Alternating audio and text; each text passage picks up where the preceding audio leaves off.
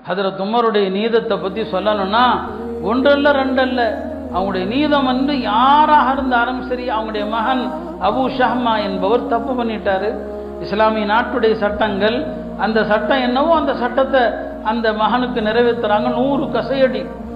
அவர் நோயாளியாக இருக்கிறார். எல்லாரும் பரிந்துரை செய்கிறாங்க, கலீஃபா அவர்களே கொஞ்சம் அவருக்கு தள்ளி போடுங்க, தண்டனையை தள்ளி போடுங்க, மார்க்கத்தில் இடம் இருக்குது இல்லையா, அவரை பின்னால் அப்படி இடம் இருக்குது.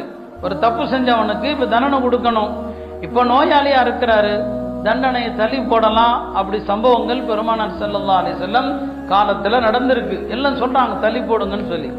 ஏன்னா ஹலீஃபாவுடைய மகன், நான் வந்து இப்போ தள்ளி போட்டால் அது தப்பான உதாரணம். அவரை 100 கசையடை அடிக்கும் போது ஹஜ்ரத் உமர் பக்கத்திலே தான் நிற்கிறாங்க. அவர் தண்ணி கேட்குறாரு, எனக்கு தண்ணி கொடுங்க. இல்லை மகனே, நான் தண்ணி கொடுத்தா அது அநியாயமாக போயிடும், நீ இதில்